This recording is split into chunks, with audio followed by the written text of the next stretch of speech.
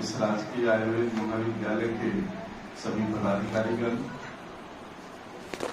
सभी का विशिष्ट भाई बहन, सर्वप्रथम मैं इस विश्वविद्यालय का आभार प्रकट करता हूँ कि उन्होंने दूसरी बार मुझे पंचगव्य विषय पर संबोधन के लिए बुलाया।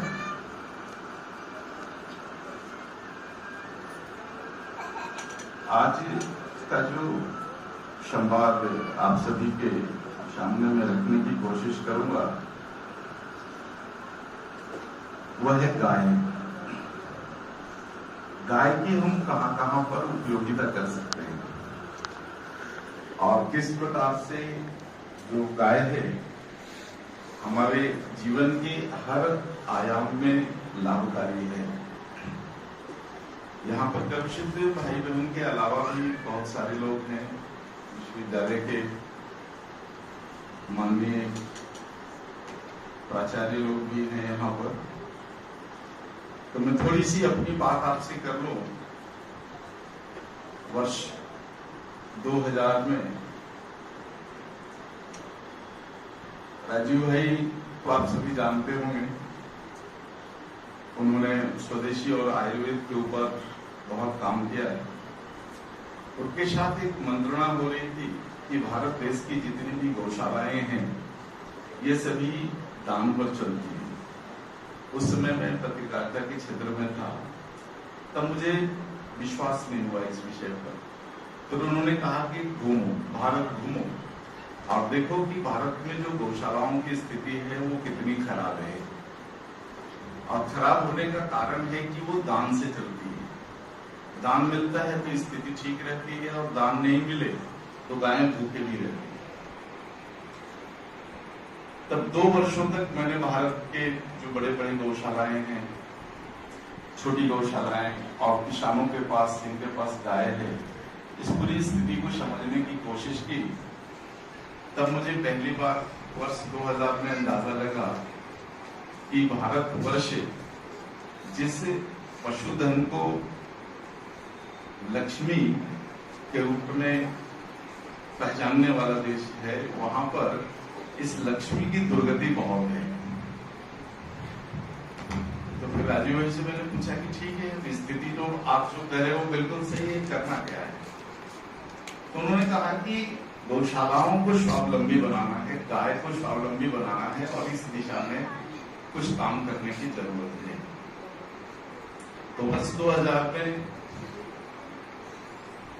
तमिलनाडु के कांचीपुरम जिला में एक प्रयोगशाला के रूप में हमने जैविक कृषि और गाय दोनों को मिलाकर के काम शुरू किया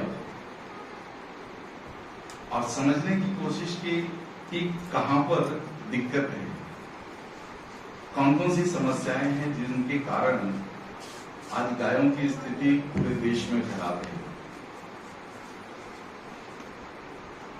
तो एक बात समझ में आई मुझे भी, राजीव भाई को भी, कि जिस वस्तु की कोई उपयोगिता ना हो उस वस्तु का मूल्य कुछ नहीं होता या उस वस्तु पर किसी का ध्यान नहीं जाता। बिल्कुल भारत देश में गायों की स्थिति ऐसी ही हुई। गाय और पूरा गौवंश का जो एप्लीकेशन है वो कृषि के क्षेत्र में होता था और कृषि के क्षेत्र से जैसे ही गाय हटी, गाय की उपयोगिता बंद हुई और जैसे ही गाय की उपयोगिता बंद हुई, गायों के प्रति लोगों का ध्यान हट गया गाय से और मात्र वो एक धार्मिक सिंबल के रूप में रह गई। लोगों के दिलों में आस्था रही लेकिन उसका कहीं उपयोग नहीं रहा। तब जो हमारे सामने विषय था कि इसकी उपयोगिता तभी बढ़ सकती है जब इसमें से कई चीजों को निकाला जाए, कई क्षेत्र में गाय का एप्लीकेशन किया जाए। तो सबसे पहले हमने कृषि क्षेत्र में इसका एप्लीकेशन शुरू किया। कुछ वर्षों तक एप्लीकेशन करने के बाद बहुत अच्छी सफलता मिली। लगभग 20 वर्षों से जैविक कृषि का काम मैं कर रहा हूँ, गौ पालन के साथ साथ। इसके बाद उस समय तक राजी हुए थे, उन्होंने कहा इसका और भी एप्लीकेशन है, आप चिकित्सा क्षेत्र में भी आप इसका एप्लीकेशन ढूंढो।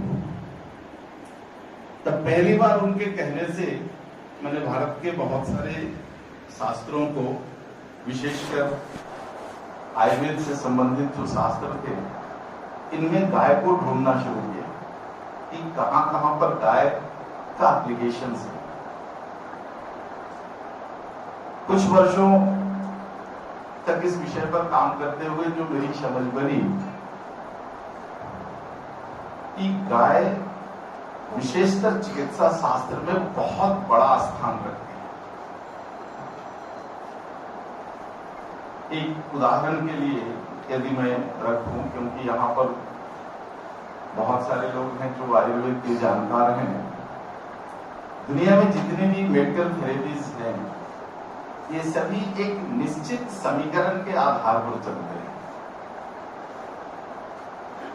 यदि एलोपैथी की बात करो तो एलोपैथी का पूरा जो शास्त्र है वो 4500 से 5000 समीकरण पर काम करता है, जिसको हम कंपोजिशन कहते हैं। आयुर्वेद पर यदि बात करूं, अर्थात मॉडर्न आयुर्वेद पर, तो लगभग 3500 कंपोजिशंस या समीकरण है जिस पर ये पूरी थेरेपी काम करती है। यदि होम्योपैथी की बात करूं तो इनके पास 2500 के आसपास समीकरण है, अर्थात कंपोजिशन है, जिन पर ये पूरी थेरेपी काम करती है। तो दुनिया की जितनी बड़ी बड़ी थेरेपियां हैं उनके मुकाबले जब गाय से संबंधित आयुर्वेद के समीकरणों की संख्या जब मैंने जोड़ी तो कहीं अधिक था। तो पहली बार हमें ये अंदाजा लगा कि यदि गाय से संबंधित आयुर्वेद के सूत्रों का एक अलग से संकलन किया जाए और उसका चिकित्सा शास्त्र में एप्लीकेशन किया जाए तो गाय अपने आप में एक थेरेपी के रूप में उभर सकती है। और यदि ऐसा कुछ हुआ भारत देश में तो गाय से प्राप्त जितने भी द्रव्य हैं इनकी कीमत बहुत बढ़ सकती है। यदि इनकी कीमत बढ़ गई, गायों से धनोपार्जन यदि होने लग गया, तब इसकी रक्षा के लिए कोई बहुत बड़ा अभियान चलाने की जरूरत नहीं।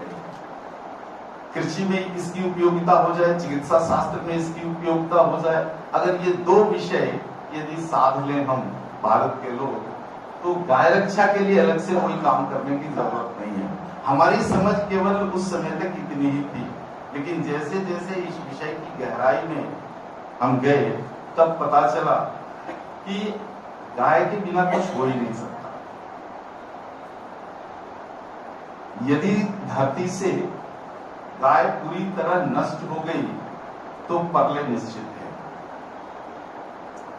और इसका एक आधार भी है अथर्ववेद में। अथर्ववेद का एक सूक्त है, यतो गावस्ततो वयम्। गाय समाप्त हुई तो पृथ्वी पर जो संस्कृति है इसकी कोई परिकल्पना नहीं कर सकता।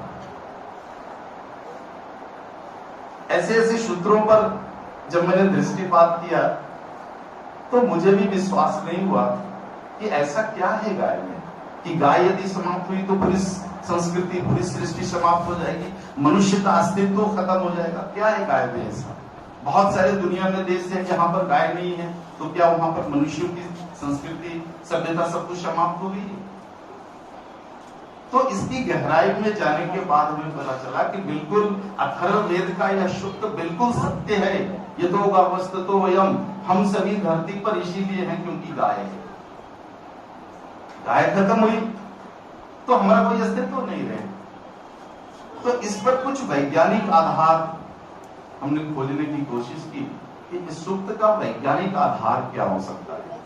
शास्त्रीय आधार की अगर बात करूं तो आज शास्त्रों पर भरोसा कम है लोगों का, लेकिन मॉडर्न साइंस के ऊपर भरोसा बहुत ज्यादा है। तो कहीं ना कहीं इस विषय की सत्यता की पड़ताल के लिए हमें मॉडर्न साइंस के कुछ आधार ढूंढने पड़ेंगे। जब इसके आधार में गया तब हमें पता चला कि पूरा का पूरा जो संसार है, पृथ्वी है, ये 5 कंपाउंड एलिमेंट से बना हुआ है, जिसको हम सभी भारत के लोग जानते हैं। भूमि है, जल है, अग्नि है, वायु है और आकाश है। ये 5 कंपाउंड एलिमेंट का कंपोजिशंस है पूरी पृथ्वी। और पृथ्वी पर जितने भी जीव जंतु हैं, पृथ्वी पर जितनी भी वनस्पतियां हैं, ये सभी इन्हीं 5 का कंपोजिशंस है। और जैसे जैसे किसी भी ग्रह पर जब सभ्यता का विकास होता है तो ये कंपाउंड एलिमेंट दूषित होते जाते हैं। जैसे हमारी जनसंख्या जैसे जैसे बढ़ती है, पृथ्वी पर मनुष्य, दूसरे जीव जंतु और वनस्पतियों का भार बढ़ता है, वैसे वैसे पृथ्वी के इन महाभूतों में एक प्रकार का प्रदूषण शुरू हो जाता है। जैसे आज के वातावरण में आप सभी विज्ञान को समझने वाले लोग हैं, हमारी मिट्टी कितनी प्रदूषित हो गई है, जल का प्रदूषण हो गया है, अग्नि, वायु, आकाश, इन सभी का प्रदूषण हो गया है और प्रदूषण की मार हम झेल रहे हैं, ये सभी लोग जानते हैं। जल का प्रदूषण सभी को पता है, मिट्टी का प्रदूषण सभी को पता है, वायु का प्रदूषण सभी को पता है। तो इसी प्रकार से यदि हमारी पृथ्वी के ये 5 यौगिक तत्व प्रदूषित होते जाएंगे, तब पृथ्वी पर रहने वाले जीव जंतुओं का क्या होगा, उनके शरीर का पोषण कैसे होगा, जो वनस्पतियां हैं धरती पर, इन वनस्पतियों का पोषण कैसे होगा। तो निश्चित रूप से यदि इन महाभूतों का पोषण नहीं हुआ, अर्थात इनका शुद्धिकरण नहीं हुआ, मिट्टी का शुद्धिकरण नहीं हुआ, जल का शुद्धिकरण नहीं हुआ, वायु, अग्नि, आकाश का शुद्धिकरण नहीं हुआ, तो एक न एक दिन हमें श्वास लेने के लिए पर्याप्त वायु नहीं होगा, अनाज उगाने के लिए हमारे पास शुद्ध मिट्टी नहीं होगा, पीने के लिए शुद्ध पानी नहीं होगा। और इन सारी समस्याओं से आज हम जूझ रहे हैं और हम सभी लोग देख रहे हैं, इसके भुक्तभोगी भी हैं। ये जो भौतिक विकास का जो समय रहा पिछले 100 वर्षों का, अंदाजा करें कि 100 वर्षों में पृथ्वी पर प्रदूषण कितना बढ़ा है। आने वाला जो समय होगा 100-200 साल, अगर प्रदूषण की गति यही बढ़ती रही तो अंततः क्या होगा? क्या हमारी वायु में श्वास लेने के लिए पर्याप्त ऑक्सीजन बच पाएगा? शरीर को जैसा जल चाहिए ऐसा जल पृथ्वी पर बच पाएगा?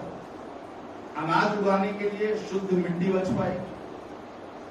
शुद्ध अग्नि का बचाव हम कर पाएंगे या हम अपने आकाश को बचा पाएंगे? यदि आप विज्ञान के दृष्टिकोण से इस पर दृष्टिपात करें तब आपको नाम नहीं उत्तर करें। और बहुत बड़ा इसका जो प्रमाण है, पिछले 2 वर्षों में कोरोना काल में हम लोगों ने देख लिया कि पूरी दुनिया ऑक्सीजन की कमी के कारण कितनी कष्ट पाई है। और पानी की स्थिति, शायद आपके यहाँ बहुत अच्छा होगा कि मां गंगा बहती है तो आपके यहाँ तो पानी बहुत अच्छा होगा, लेकिन दूसरे शहरों में आप जाकर देखिए जल की क्या स्थिति है। पीने योग्य पानी नहीं है, भूगर्भ में पानी नहीं है। आप सभी जो आयुर्वेद से जुड़े हुए लोग हैं, आप सभी जानते होंगे कि शरीर की जो रचना है और क्रिया है, इसका जुड़ाव भूगर्भ के 100 फीट नीचे तक ही रहता है। यानी भूमि के ऊपर के हिस्से से लेकर 100 फीट नीचे तक जो कुछ भी है उसी के साथ हमारा जुड़ाव है। अर्थात हमारे लिए जल, अग्नि, वायु, आकाश का जो संबंध है वो पृथ्वी के मात्र ऊपरी लेयर के साथ। अर्थात जो जल हमारे शरीर के अनुकूल है वह केवल पृथ्वी के ऊपरी लेयर का जल ही हो सकता है। 100 फीट नीचे का पानी हमारे शरीर के लिए उपयोगी नहीं हो सकता। जितने भी जीव जंतु हैं, पक्षी हैं, ये सब ऊपर का पानी पीते हैं। तालाब का पानी है, झील का पानी है, नदी का पानी है, नाले का पानी है, इसलिए ये बीमार नहीं पड़ते। और हम जल के शुद्धिकरण के नाम पर 400-500 फीट नीचे का पानी पीते हैं जो हमारे शरीर के लिए अनुकूल नहीं है। तो ये सारी अनुकूलता यदि धीरे धीरे समाप्त हुई तो निश्चित रूप से अथर्ववेद जो कहते हैं कि गाय समाप्त हुई तो पूरा जो मनुष्य है यहाँ पर वो समाप्त हो जाएगा, अर्थात प्रलय की पूरी संभावना बनती है, ये सत्य है। तो आखिर इसका शुद्धिकरण कौन करेगा? क्या मॉडर्न साइंस के पास कोई ऐसी ताकत है जो मिट्टी का शुद्धिकरण कर ले? सॉइल प्यूरिफिकेशन की कोई मशीन बने आज तक? वाटर प्यूरिफिकेशन का कोई मशीन बना आज तक? एयर प्यूरिफिकेशन का मशीन बना आज तक? तो जो मूल चीजें हैं कि जिनका प्यूरिफिकेशन होना चाहिए, शुद्धिकरण होना चाहिए, उस दिशा में हमारा विज्ञान कार्यरत नहीं है, बल्कि विज्ञान के हर पहलू कहीं न कहीं पृथ्वी के इन कंपाउंड एलिमेंट को दूषित करने के पक्ष में ही खड़ा है। और जब तक कुछ आधुनिक विकास ना हो, उसकी गति ना बढ़े, तब तक बढ़ती हुई जनसंख्या को हम संभाल भी नहीं सकते। तो बढ़ती हुई जनसंख्या को संभालने के लिए जहां भौतिक विकास की जरूरत है, साथ ही साथ पृथ्वी के पांचों महाभूतों के शुद्धिकरण की भी आवश्यकता है। और इस दिशा में मॉडर्न साइंस से कुछ उम्मीद नहीं कर सकते, क्योंकि अभी तक 100 वर्षों का मॉडर्न साइंस का जो सबसे उत्कृष्ट समय रहा है, इस समय में हमने रॉकेट बना लिए, सैटेलाइट बना लिए, सब कुछ कर लिया, लेकिन महाभूतों के शुद्धिकरण के लिए कुछ भी नहीं किया। तो रास्ता कहां से निकलता है कि हम अपनी पृथ्वी के सॉइल एलिमेंट को, वाटर एलिमेंट को, air element, fire element, sky element का शुद्धिकरण करें, ताकि आने वाले दिनों में जो हमारी पीढ़ियां हैं उनको शुद्ध मिट्टी मिल सके, शुद्ध जल मिल सके, शुद्ध वायु मिल सके, स्वच्छ आकाश मिल सके रहने को। तो इस दिशा पर जब हमने चिंतन शुरू किया कि आखिर क्या रास्ता है जो इसके शुद्धिकरण की दिशा में हम काम करें, तो रास्ता केवल एक ही दिखती है, वो गाय कि गाय ही है जो पृथ्वी के इन पांचों महाभूतों का शुद्धिकरण करती है। और शायद इसीलिए प्रकृति ने 84 लाख जीव जंतु, प्राणी और वनस्पतियों में गाय को दी है। तो गाय से जो चीजें प्राप्त होती है, इनका हमने केमिकल एनालिसिस शुरू किया। हमारे यहाँ एक विश्वविद्यालय है, शास्त्रा यूनिवर्सिटी, भारत की सबसे अच्छी लेबोरेटरी है। वहां पर गाय के गव्यों का हमने रासायनिक विश्लेषण करके देखना शुरू किया। तब कहीं जाकर हमारी आंखें खुली और हमारे टीम के जो वैज्ञानिक लोग हैं उनकी आंखें खुली कि गाय बिल्कुल अद्भुत है।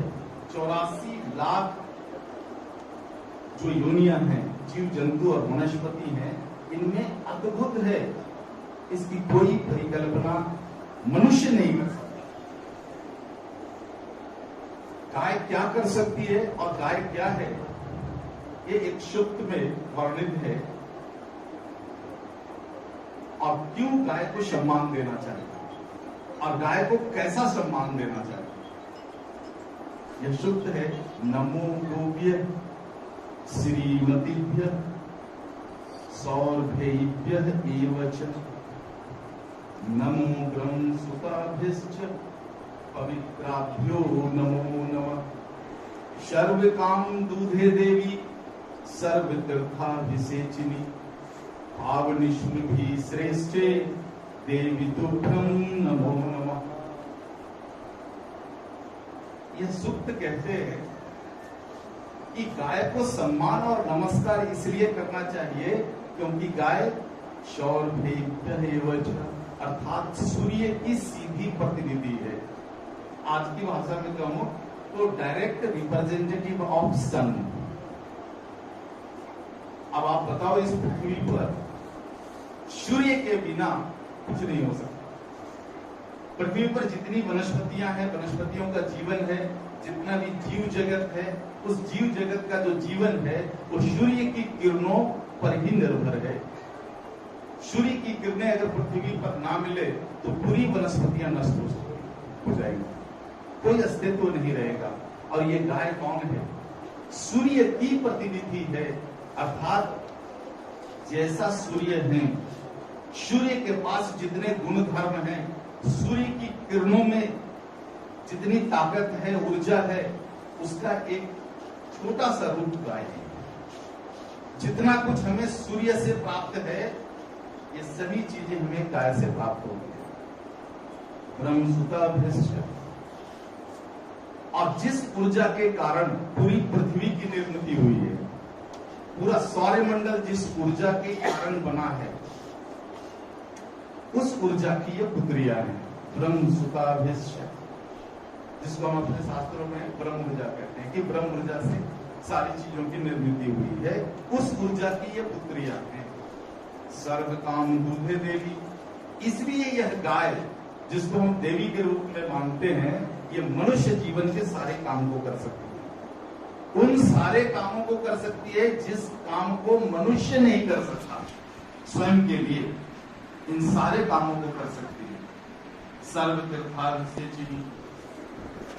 और जितने भी दुनिया में तीर्थ हैं, यानी ऊर्जावान क्षेत्र हैं, उस ऊर्जावान क्षेत्र का जो पुण्य है, यानी उसका जो लाभ है, वह लाभ गाय घर बैठे दे सकती है। और इसीलिए जो है गाय की महत्ता को जो है हमारी संस्कृति में, हमारे देश में इसको सबसे ऊंचा स्थान दिया गया। तो इन विषयों को जानते हुए और थोड़ा मॉडर्न साइंस को लेकर जब हमने परीक्षण शुरू किया, तो पता चला कि गाय का जो गोमय है, जिसको हम गोबर कहते हैं, यह शुद्ध मिट्टी तत्व, इट्स प्योर सॉइल एलिमेंट। एक शुद्ध मिट्टी का केमिकल एनालिसिस करके देख लो। आप सभी यहाँ आयुर्वेद कॉलेज के काफी लोग हैं, यहाँ पर आपके पास प्रयोगशाला होगा जहां आप किसी वस्तु का केमिकल एनालिसिस करके देख सकते हैं। तो आप कहीं से शुद्ध मिट्टी मिलना मुश्किल है। कहीं किसी नदी की तराई से, जहां पर प्रदूषण नहीं गया है, वहां की मिट्टी को लेकर आ जाइए और उसका केमिकल एनालिसिस कीजिए, और आपके पटना शहर में रोड पर घूमती हुई गाय, शुद्ध भारतीय नस्ल की गाय, जो आपके मंडी का कचरा खा रही हो, उस गाय के गोबर का केमिकल एनालिसिस करके आप देखिए, दोनों आपको 100% एक जैसा मिलेगा।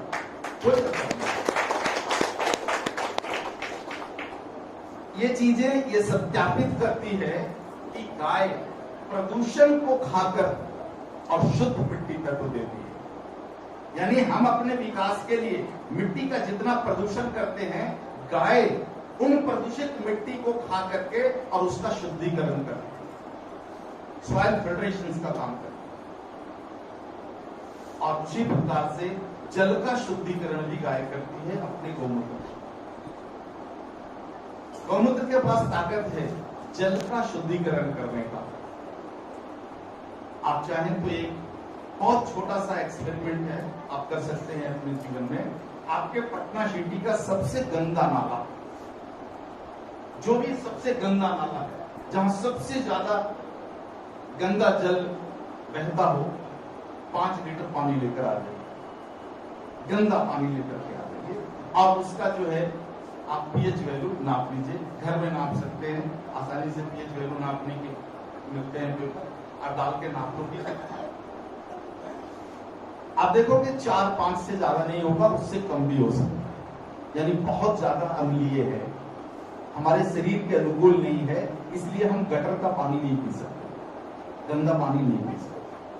गंगा जल को लेकर आ जाए, अभी मुझे नहीं मालूम कि गंगा जल की अभी क्या स्थिति है, लेकिन ज्यादा शुद्ध है, हमारे शरीर के अनुकूल है।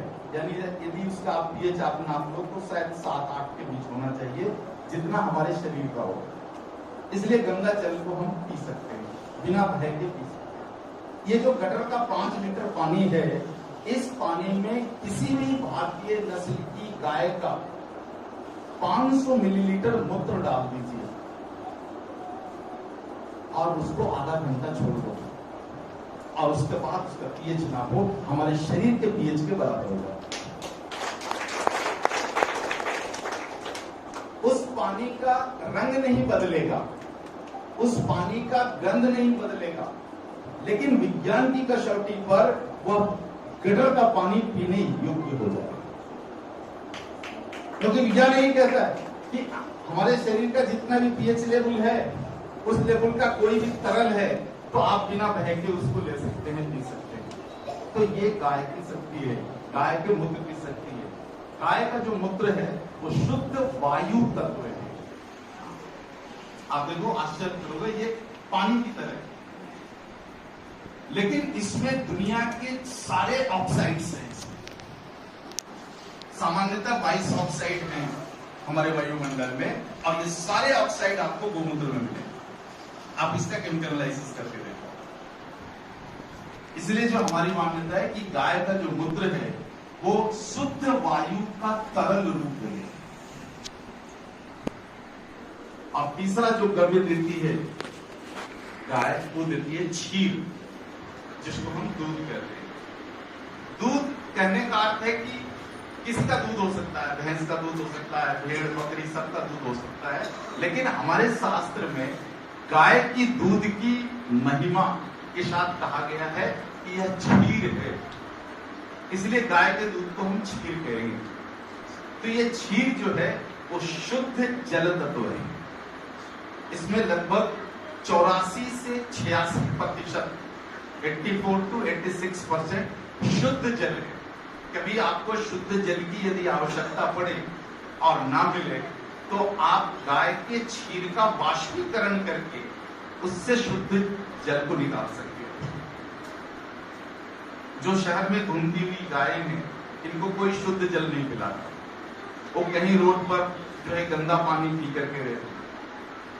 गौशालाओं में है, वहां भी बहुत उच्च क्वालिटी का जो है कोई ऊंची व्यवस्था नहीं होती कि उनको बहुत ज्यादा शुद्ध जल मिले, वो प्रकृति का गंदा जल ही पीती है। लेकिन वह गंदा जल जब गाय के शरीर में जाता है और वहां से छन करके जब क्षीर के रूप में निकलता है, तब प्रकृति का शुद्ध जल होता है।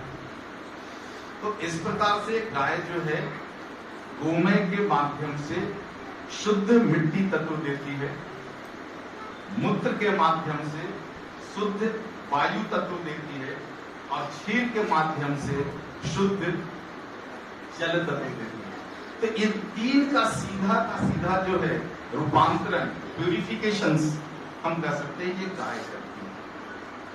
अब यहीं पर इस विषय को यदि हम अपने शरीर से जोड़कर देखते हैं, मनुष्य के शरीर से जोड़कर देखते हैं, तो मनुष्य के शरीर के बारे में भी यही कहा गया है कि मनुष्य का जो शरीर है, स्थूल शरीर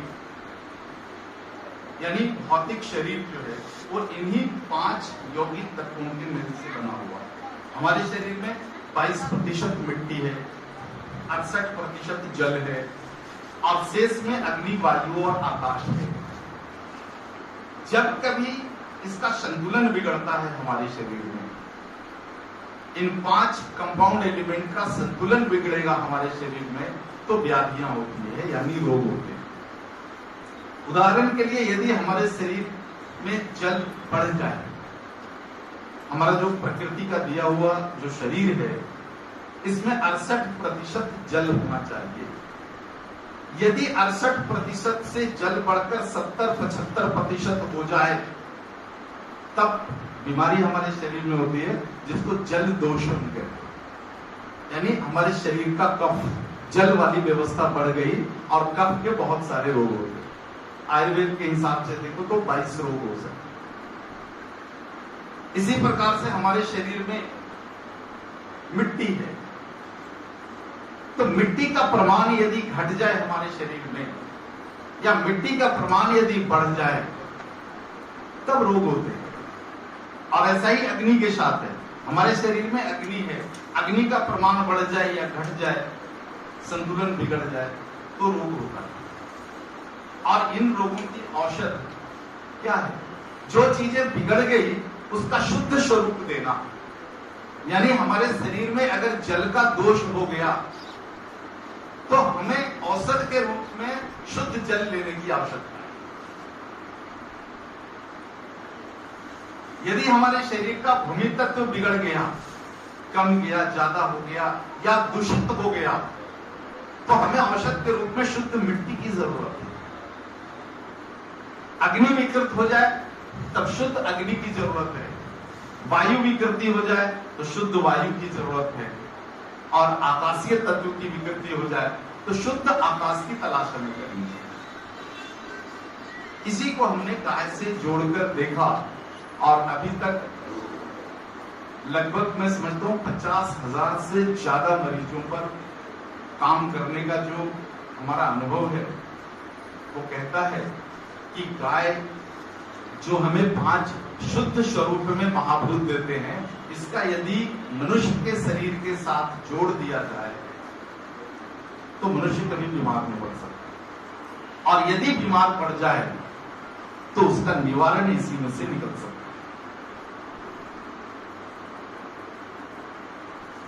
तो 5 जो चीजें हैं शुद्ध रूप में गाय हमें 3 दे देती है। वायु के रूप में मूत्र दे देती है, मिट्टी के रूप में गोमें दे देती है, और जल के रूप में दूध दे देती है। हमारे पूर्वजों ने इसी दूध से दही बनाने की कला ढूंढ कर निकाला। दही का मंथन किया, मक्खन निकाला, और मक्खन से फिर घृत बनाया। ये जो घृत है, यही सृष्टि का शुद्ध अग्नि तत्व है।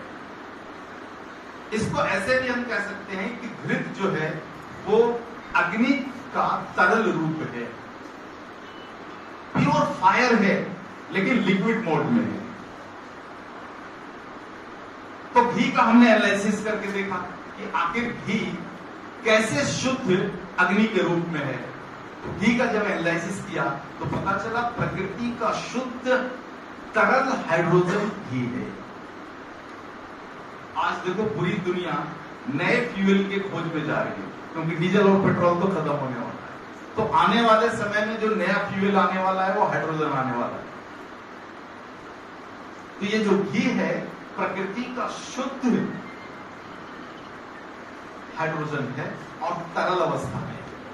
आप हाइड्रोजन को अगर तरल अवस्था में लाना चाहो गैस से, तो आपको -234 डिग्री सेंटीग्रेड में जाना पड़ेगा, तब जाकर के कहीं वायु रूपी हाइड्रोजन को आप तरल में ला सकते हैं। लेकिन गाय इतनी अद्भुत है, और इसके दूध से मक्खन और मक्खन से निकला हुआ घी इतना अद्भुत है कि वायुमंडल के तापमान पर यह गैस तरल अवस्था में रहती है। जो लोग विज्ञान को समझते हैं उनके लिए ये चिंतन वाला विषय है कि जिस हाइड्रोजन को आप लिक्विड फ्यूल के रूप में लाने के लिए -34 डिग्री सेंटीग्रेड फ्रीजिंग करते हो, गाय उसको एटमॉस्फेरिक टेम्परेचर पर लिक्विड में बना करके दे देती है। और इस प्रक्रिया से निकला हुआ जो छाछ है,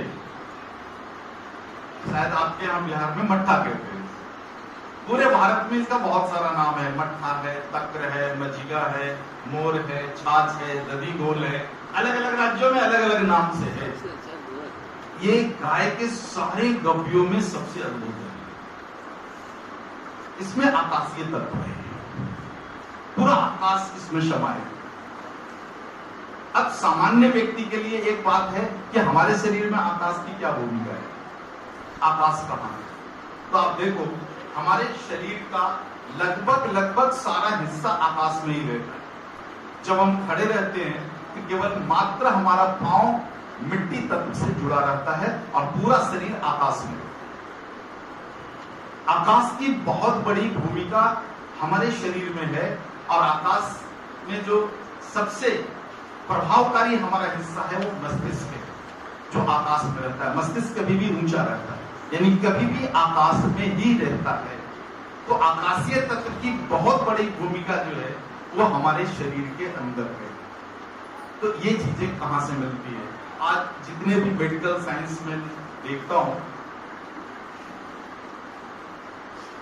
और सभी का जब एक सरसरी निगाह से इन पर जब दृष्टिपात करता हूं, तब जो चीजें मुझे समझ में आती है कि आज के जितने भी मेडिकल साइंस है, एलोपैथी ले लो या मॉडर्न आयुर्वेद ले लो, आयुर्वेद देखो समुद्र है, उस पर कुछ भी कमेंट नहीं किया जा सकता, क्योंकि दुनिया में 350 थेरेपियां आयुर्वेद से निकली हुई, 300 से ज्यादा, उसमें 200 से ज्यादा अलग अलग देशों में रजिस्टर्ड है। इसलिए पुराने आयुर्वेद पर कुछ भी कमेंट नहीं किया जा सकता, वो तो संपूर्ण है, इस सृष्टि का संपूर्ण विज्ञान है। किसी में से कोई 2-4 मठ का ज्ञान ले लिया तो किसी ने एलोपैथी बना ली, 2-4 मठ का ज्ञान लेकर के मॉडर्न आयुर्वेद बन गया, 2-4 मठ का लेकर के होम्योपैथी बन करके आ गई। तो इस प्रकार से लगभग 300 थेरेपियां हमारे आयुर्वेद से निकली हुई है। तो मैं उस आयुर्वेद की बात नहीं कर रहा हूं, मॉडर्न आयुर्वेद की बात कर रहा हूं जो आज प्रचलित है। होम्योपैथी की बात कर रहा हूं जो इसी में से निकला हुआ है। इन सारे थेरेपियों को जब मैं ब्राउज करता हूं तब मुझे जो एक चीज समझ में आती है कि हमारा शरीर भौतिक रूप से 5 कंपाउंड एलिमेंट का कंपोजिशन है, लेकिन सारी मेडिकल थेरेपियां केवल 4 पर काम करती है। शरीर के सॉइल एलिमेंट पर काम करती है, वाटर एलिमेंट पर काम करती है, फायर एंड एयर एलिमेंट पर काम करती है, स्काई एलिमेंट पे कोई काम नहीं करता। जबकि आप देखो तो हमारा शरीर केवल 5 का कंपोजिशन नहीं है, हमारा जो यह शरीर है 9 का कंपोजिशन है। पुराने आयुर्वेद के एक बहुत बड़े ऋषि हुए महर्षि वाग्भट, ऋषि चरक के शिष्य हुए। उन्होंने भी शरीर की क्रिया पर काम करते हुए शरीर के 8 खंड पर बात करते हैं कि शरीर केवल 5 का नहीं 8 का कंपोजिशन है। तो कोई भी मेडिकल थेरेपी जब शरीर के सारे अंगों पर, सारे खंडों पर जब तक काम नहीं करेगी तब तक संपूर्ण बीमारियों की चिकित्सा इसमें से निकल करके नहीं आ सकती। और मुझे लगता है कि यही कारण है कि आज दुनिया में बहुत सारे जो रोग हैं, कैंसर है, डायबिटीज है, सोराइसिस है, ट्यूबरकुलोसिस, जितने भी संक्रामक रोग हैं, ये सभी असाध्य की श्रेणी में इसीलिए आ गए कि शरीर के जो 8 खंड हैं, इन 8 खंडों पर हम नहीं काम कर रहे, केवल 4 खंडों पर काम कर रहे।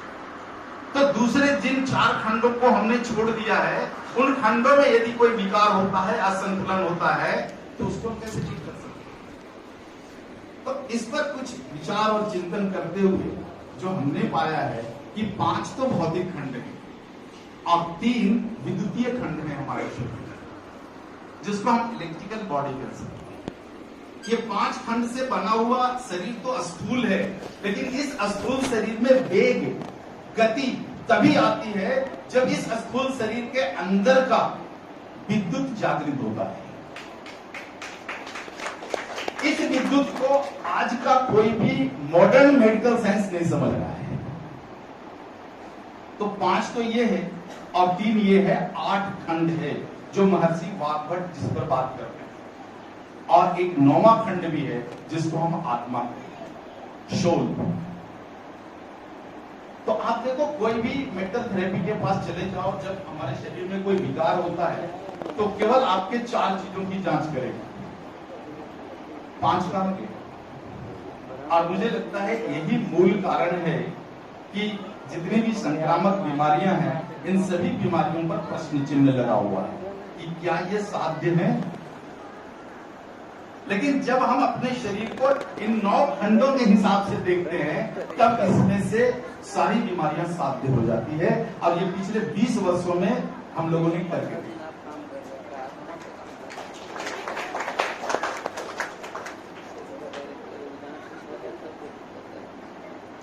तो ये जो खंड हैं, इन खंडों को भौतिक खंड का 5 स्वरूप, विद्युतीय खंड का 3 स्वरूप, ये 3 जो स्वरूप हैं, ये 3 ऊर्जाएं 3 तरह से हमारे शरीर में काम करती है।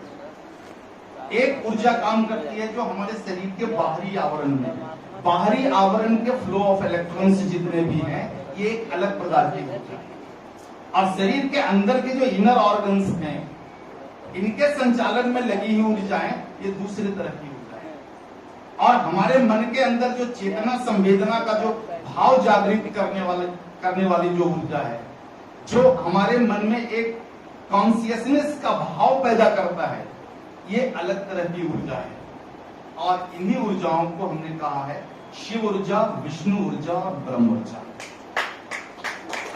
शिव ऊर्जा हमारे शरीर के बाहरी आवरण का फ्लो ऑफ इलेक्ट्रॉन्स है, जो बाहरी चीजों से हमारे शरीर को बचाता है। हम लोग इस हॉल में बैठे हुए हैं, यहाँ का तापमान हो सकता है 25 डिग्री हो, जैसे ही हम बाहर निकलते हैं बाहर का तापमान 30 डिग्री सेंटीग्रेड हो जाता है। ये बदले हुए वातावरण से शरीर को कौन बचाता है? ये शिव ऊर्जा बचाता है। लेकिन शरीर के अंदर का जो इनर ऑर्गन्स है, इसकी क्रिया को संचालित करने में जो ऊर्जा लगी हुई है वो विष्णु ऊर्जा है। और जो एक सोच, करुणा, दया, का जो भाव उत्पन्न करने वाली जो ऊर्जा है वो ब्रह्म ऊर्जा है। तो ये तीन ऊर्जाएं हैं, तीन ऊर्जाओं का जो सम्मिलित रूप है ये हमारे शरीर का इलेक्ट्रिकल बॉडी कहलाता है। और 5 कंपाउंड एलिमेंट वाला जो शरीर है वो फिजिकल बॉडी कहलाता है। तो फिजिकल बॉडी तो स्वरूप है, दृष्टिगोचर है, दिखने में है, लेकिन इसमें गति कौन देता है? विद्युतीय शरीर देता है। लेकिन शरीर को करना क्या है, सोचना क्या है, ये जहां से चीजें जागृत होती है वो ब्रह्म ऊर्जा है। और उसका संचालन में जो लगा हुआ है वही शोले है। इसे यदि सामान्य रूप में समझना हो तो एक उदाहरण रख सकता हूं आपके सामने कि कोई मोटर गाड़ी की कंपनी है जो मोटर गाड़ी बनाती है, और मोटर गाड़ी को बनाने में उसमें बहुत सारी चीजें लगती है, लोहा, एल्युमिनियम, शीशा, रबर, बहुत सारी चीजें लग जाती है। गाड़ी बन जाने के बाद चलती है क्या? नहीं चलती। जब तक गाड़ी में आप फ्यूल नहीं डालो, और फ्यूल भी डाल दो तब भी गाड़ी नहीं चलती, फ्यूल को जलना पड़ता है। तो जब फ्यूल के जलने से विद्युत उत्पन्न होता है तब गाड़ी चलती है। लेकिन गाड़ी को जाना कहां ये कौन तय करेगा? इसके लिए गाड़ी पर ड्राइवर बैठता है।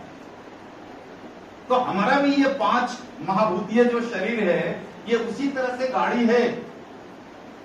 और जो ऊर्जा है, जो विद्युतीय शरीर है, वो केवल गति देने का काम करता है, लेकिन जाना कहां है, सोचना क्या है, करना क्या है, ये जो चेतना, करुणा, संवेदना, वात्सल्य का भाव है, ये जागृत करने के लिए, दिशा देने के लिए शोल है।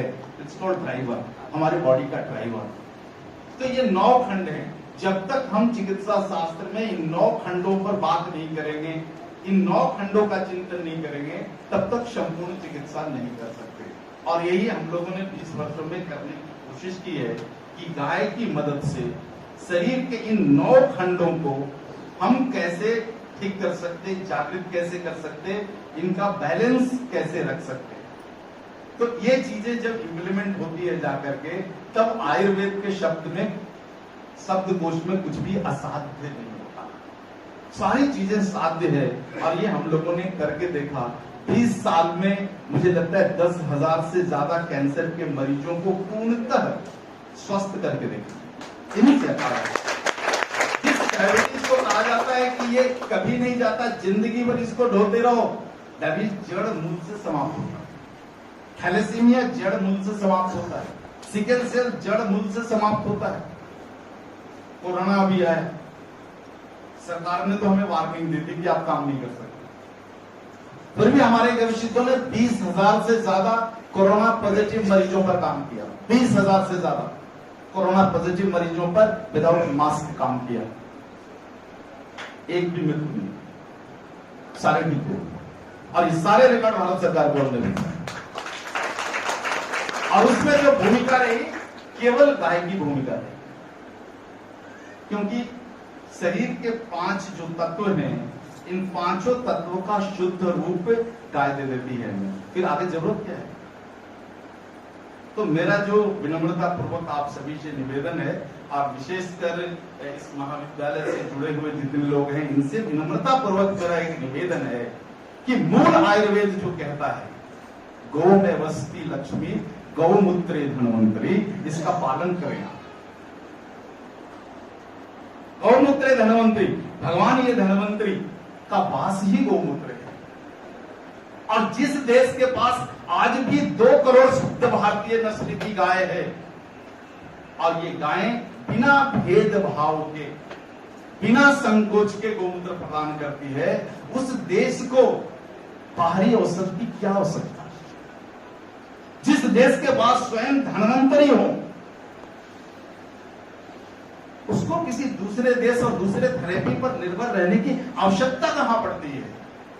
और गौ में वसती लक्ष्मी, ये जो गौमें है, गोबर है, ये साक्षात लक्ष्मी है। हमने केवल गलती इतनी की कि लक्ष्मी को धन, पैसा, रुपया से जोड़कर देख लिया। अथर्ववेद आप देखें, सोना, चांदी, रुपया, पैसा लक्ष्मी नहीं है। ये व्यापारियों ने अपने व्यापार के उत्थान के लिए लक्ष्मी से जोड़ दिया। दीपावली का जब पर्व आता है, धनतेरस आता है, तो आपको प्रेरित किया जाता है कि धनतेरस, आज धन खरीदोगे तो धन 3 गुना बढ़ेगा, लेकिन ये नहीं बताया जाता कि धन क्या है। से बहुत सारी जानकारियां मिली। हमारी अपने लाभ के लिए सोना चांदी को धन कहते हैं। धनत्रयोदशी, गौ धन, गाय ही दूसरा कुछ भी धन नहीं। बिल्कुल स्पष्ट कहा है, बहुत सारी बातों। इसलिए धनतेरस के दिन यदि आपको धन की वृद्धि करनी है तो गाय गाय की विशेष चर्चा की है, वही धनत्रयोदशी। और ये कैसे केवल शास्त्र की बात पर विश्वास नहीं करता, मैं भी नहीं करता शास्त्र की बात पर विश्वास, जब तक कि उसको मैं परख के देख ना लूं, जब तक उसको मॉडर्न साइंस के प्लेटफॉर्म पर तौल के नहीं देख लूं, तब तक मैं भी भरोसा नहीं करता। ये बड़ा सेंसेस कि हमारे शास्त्र कहते हैं कि तो गौ में बसती लक्ष्मी, गोबर में लक्ष्मी अनुभव होगा, लक्ष्मी तो दिखता है। या जैसा कि और भी हम लोग तो इसका थोड़ा सा एनालिसिस करके हमने देखा आपका अनुभव ये गोबर कैसे लक्ष्मी हो सकता है, तो बिल्कुल बात समझ में आता है। जैसे आपके गव्य सिद्ध है कि जो सृष्टि में सबसे दुर्लभ है यह लोग हमारे और इस सृष्टि में सबसे ज्यादा दुर्लभ क्या है, हम लोग वहाँ पर आपको पता तो वहाँ पर एक आकर के बात हो सकती है। बहुत पैसा और धन रहते हुए भी ऑक्सीजन नहीं मिला तो प्राण मेरी जो व्यक्तिगत एक तो ऑक्सीजन से ज्यादा दुर्लभ क्या है, और मतलब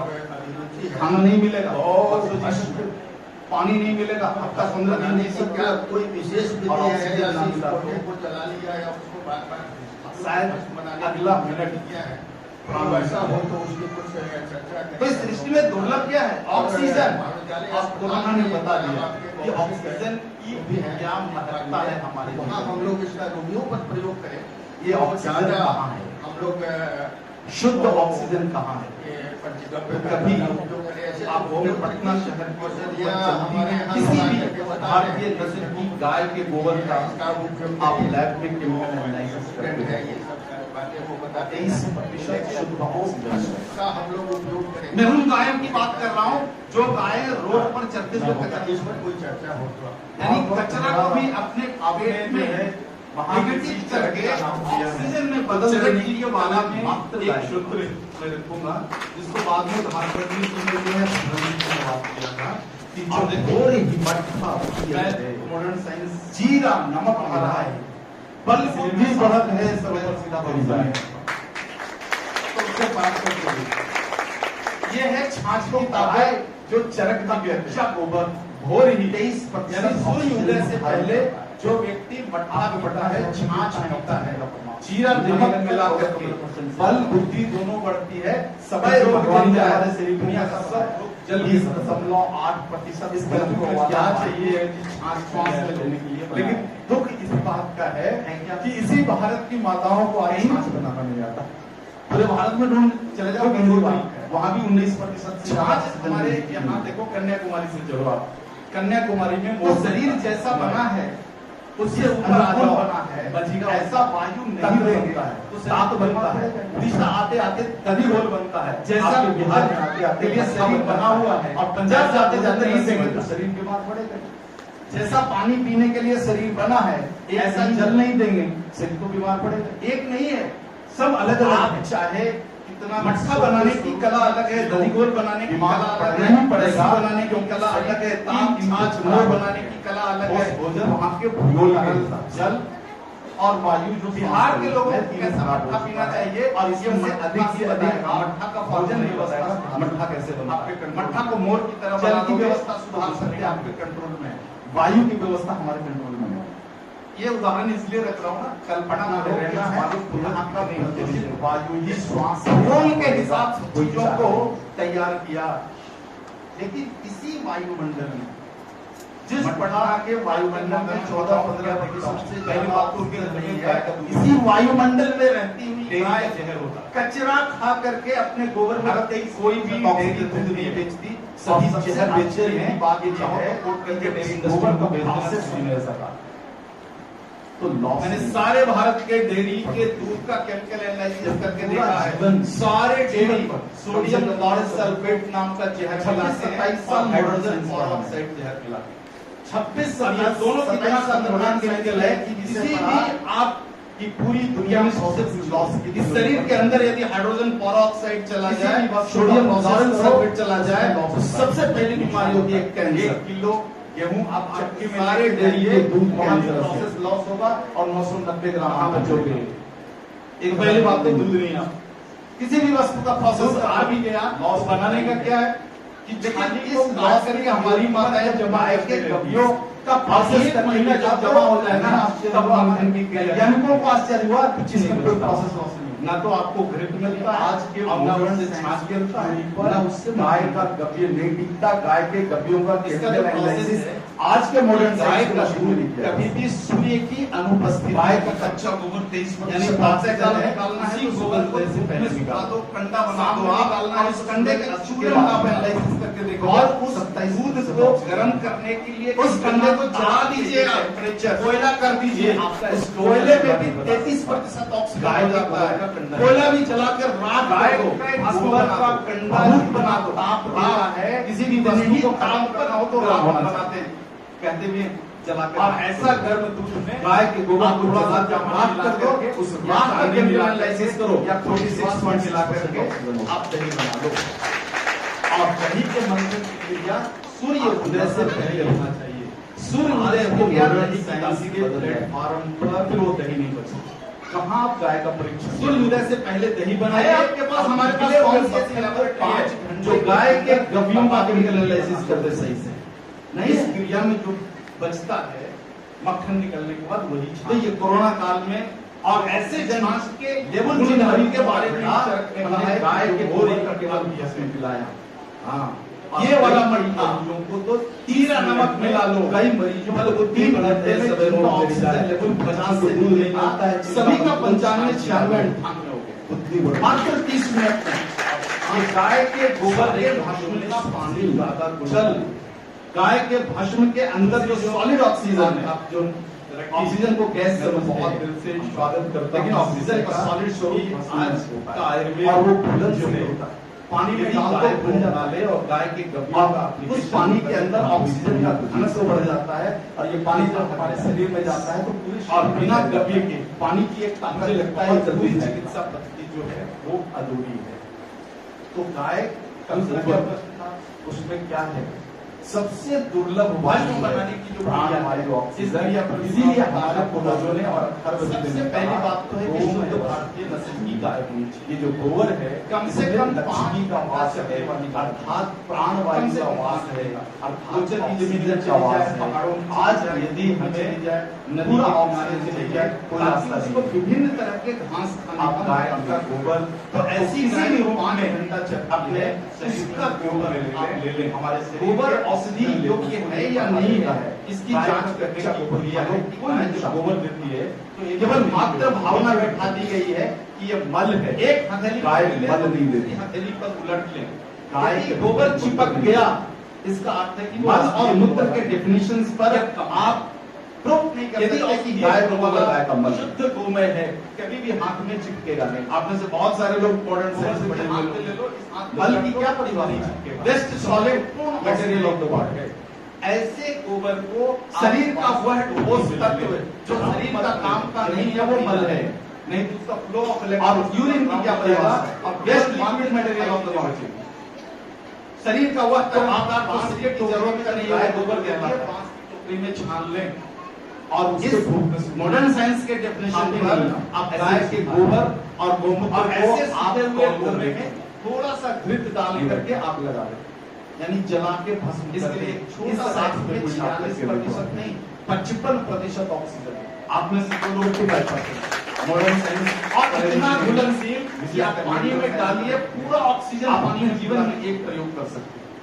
और नीचे हम जो कुछ भी 24 घंटे में खाते हैं, जिस मरीज को 24 घंटे में जो कुछ भी पीते हैं चाहे उसका न्यूट्रिशन वैल्यू परीक्षण करके देख लें, जिस 24 घंटे में जितना फल और फ्रूट त्याग करते हैं उनको केवल का पानी पिलाकर तो पता चलेगा कि जो अधिक से अधिक 3 घंटे में जितने भी प्रोटीन और मिनरल्स हैं ये सब शरीर सोख लिया और कुछ परसेंट छोड़ा है।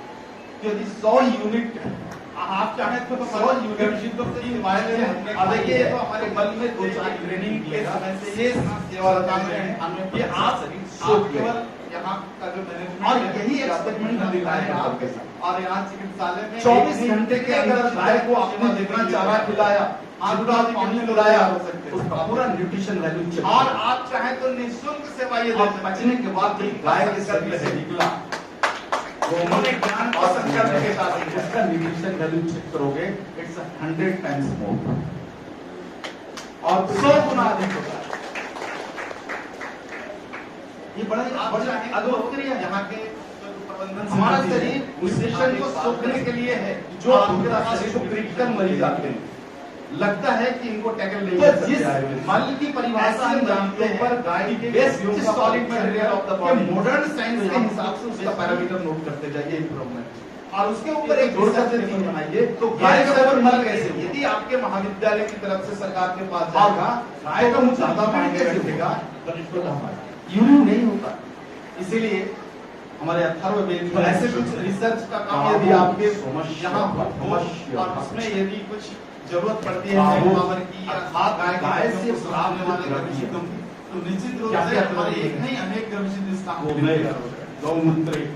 अब तो यदि कुछ प्रश्न है तो आप लेंगे या फिर आप सभी का बहुत बहुत बहुत बहुत आभार। आभार। विशेष आभार तो मैं दूंगा विश्वविद्यालय गाँवों परिषद का जिसने यानी गाय से प्राप्त प्राप्त द्रव्य दोबारा दूसरी बार कैसा है? वो यहाँ व्याख्यान का जो है हमें मौका दिया। सोम किसको दिया, कहते हैं? स्थान चंद्रमा दिया। को।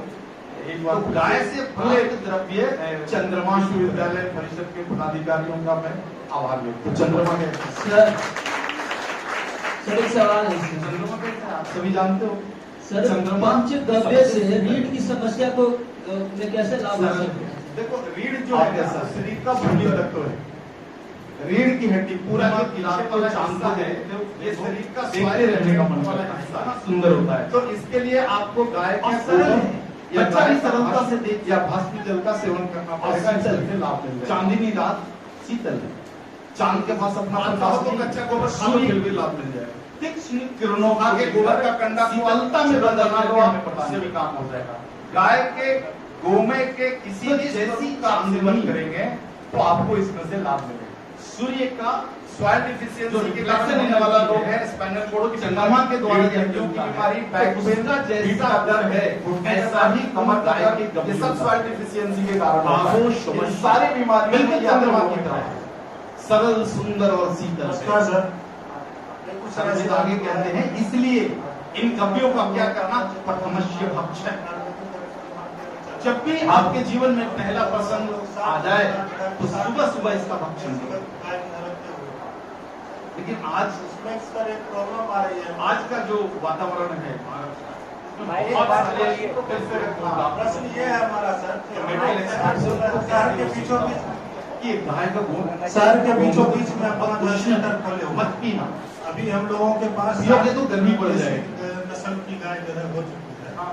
और लोग यदि आप घर घर में भी में हो रहा है, मानते लोग हैं झूठ भी रहे तो हैं। शुद्ध का परीक्षण करके क्या है देखिए। कि शहर के बीचों बीच गाय का जो है, कोई वो कीड़ा भी गाय उष्ण नहीं एक होता। आयुर्वेदिक कॉलेज जैसे गाय के सारे गद्य सरल सुंदर और शीतल हैं। गाय के कपियों का सेवन करोगे शरीर सुंदर बनता दुख क्या है कि आप जो है ये सीधा आप बनता इससे जो है है, जीत नम्रता के आती है। तो हम जो है उसमें से थोड़ा सा जो है जीवन में हमारा हमारा वेबसाइट है पंचगव्य.org। इसका एप्लीकेशन आप पंचगव्य.org पर जाइए, वहाँ पर बहुत सारे 5,000 से ज्यादा ऐसे ऐसे एक्सपीरियंस बने बने ऊपर इसका आप चाहो तो निकलवा करके जो बच्चे उस पर माँ कोई के हमारा गर्भ से स्वभाव बाहर नहीं है। कोई माँ की छूट के पहले उनको गोबर का रस पिलाया, गोमूत्र पिलाया और क्षीर पिलाया। और एक कड़वी बात कहता हूँ, उनको किसी भी तरह का वैक्सीनेशन नहीं लगने दिया। No vaccination. आज भी बच्चे 8-10 साल के हो गए हैं जिन पर हमने ये काम शुरू किया था, उनकी प्रतिभा के सामने साधारण बच्चा ये सारे चीज हम सभी और लोगों के बीमार लिए होने बहुत ही की महत्वपूर्ण बात है। है, बीमार नहीं होती। कर्तव्य जो कितनी बारिश में भीग जाते हैं, धूप में दौड़ते हैं, गिरते हैं, हो रहा कभी है, कुछ नहीं होता। आगे जाके आ रहा है। वायुमंडल के परिवर्तन का दल प्रभाव उनके शरीर काम पर कर रहे हैं, लेकिन और मेरा सरकार शक्ति तो तनख्वाह की छुड़वा। घोषणा ऐसे नहीं होती है। इस तरह से 8-8, 10-10 साल के जो बच्चे विद्यालय में हैं, उनकी मेधा शक्ति इतनी है कि एक बार जिस शास्त्र को पढ़ लेते हैं, कहानी नहीं, कष्टम का शास्त्र को पढ़ लेते हैं, दोबारा पढ़ने की जरूरत नहीं। उस तरह से इसको भी इन सारे चीजों के प्रदर्शन के लिए जो है वर्ष में एक बार में पंजीकृत चिकित्सा महासम्मेलन हमारा टीम का जो टीम है 8,000 शब्द है पूरे भारत में, ये हम लोग मिलकर एक मेडिकल कॉन्फ्रेंस करते हैं प्रति अलग अलग का सही हो रहा है। लेकिन इस वर्ष का जो मेडिकल कॉन्फ्रेंस है वो तेलंगाना में हमने किया है, का जो नेटवर्क तेलंगाना के वो हम कोशिश कर रहे हैं हम लोग की गाय की उपयोगिता को बढ़ा दो। एक स्थान है रामचंद्र, यदि गाय उपयोगी हो गई वहाँ पर हमने किया है। तो जिंदा गाय अगर प्रतिदिन 500 रुपए देती है, यदि कोई भी व्यक्ति उसको प्रत्यक्ष देखना हो कि बच्चे आज इसीलिए कत्ल हो रही है क्योंकि कैंसर जड़ मूल से हमने नहीं किया है।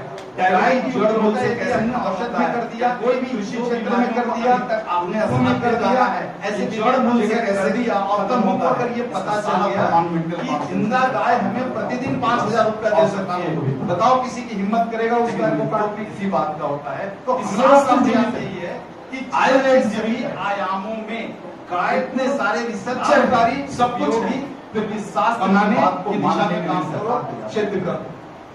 क्योंकि बाहुओं बल से तो हम 70 साल से आज भी आयुर्वेद के प्रति उदासीन लोग पाए नहीं है। 1947 के बाद लगभग सारे भारत से आयामियां पूरी तरह से नष्ट हो गई भारत और विश्वविद्यालयों में है नहीं। कहा इसलिए हमारा संकट नहीं है, एक वर्ग अपना काम करता रहे और गाय सहायता भी नहीं चाहिए, अलग से काम होना चाहिए।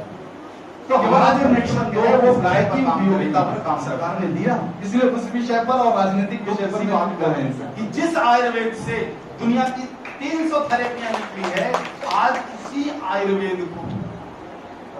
आयुर्वेद पर आज प्रश्न चिन्ह लगा करके छोड़ दिया।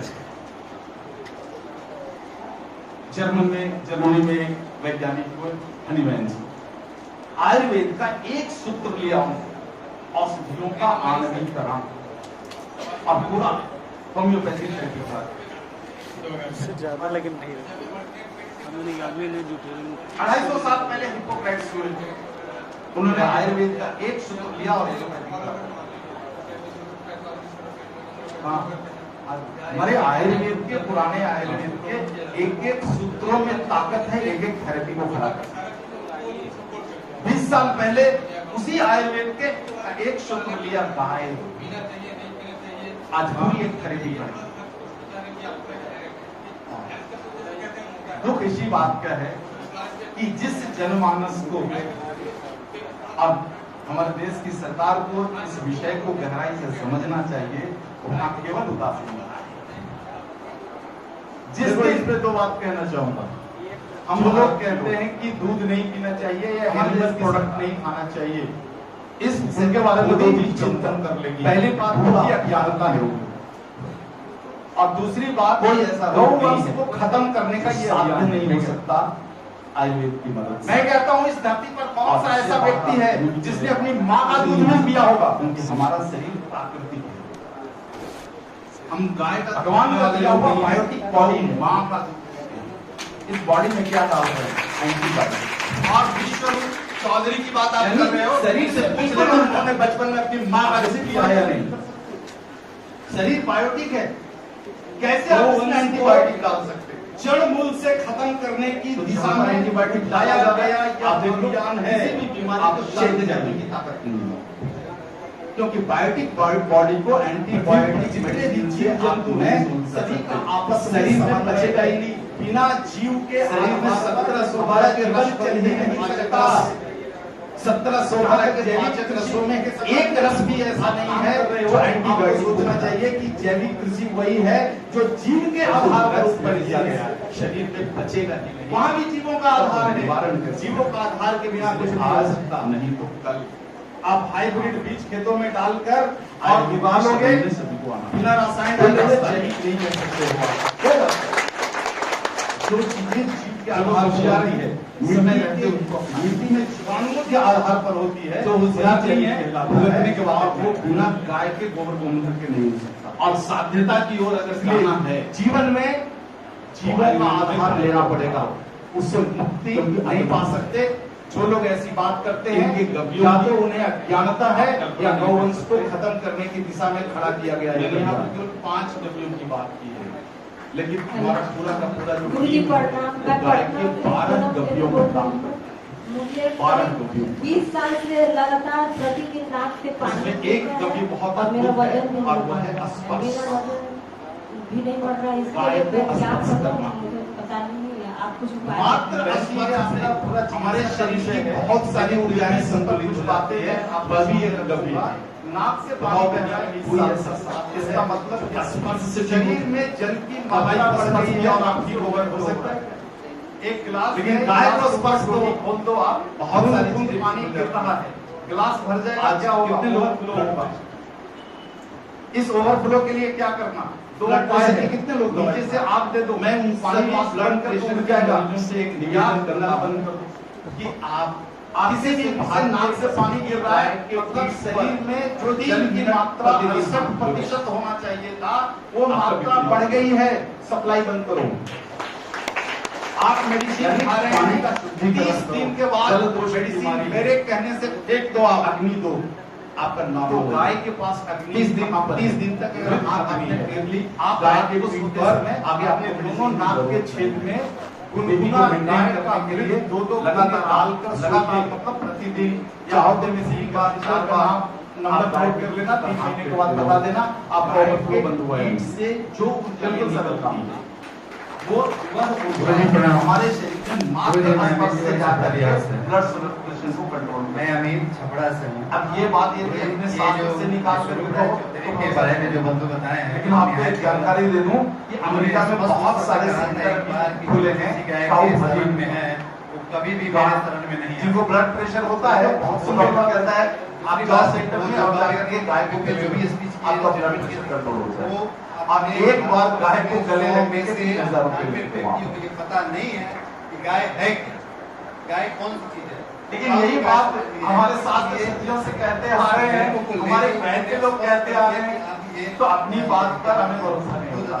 लेकिन अमेरिका से जब ब्रांडेड होकर के वो आएगा और कोई अमेरिकन यहाँ आकर के ऐसा गाँव हकीम सेंटर खोलेगा कि आपने अलग जरूर सामान्य व्यक्ति तो सबसे अलग हो जाएगा। एक और आपको स्टेटमेंट में स्पष्ट कहना चाहिए कि भारतीय नस्ल की गाय का दूध, दही, घी, मक्खन, गौमूत्र अमृत है और दूसरी का जहर है। स्पष्ट कहना चाहिए। बात को रिपोर्ट करूंगा तो ये कंफ्यूजन नहीं रहेगा समाज के साथ आने वाले दिनों में। लेकिन जब आप पूरी बात करोगे तो कंफ्यूजन तो होगा। ऑक्सीजन का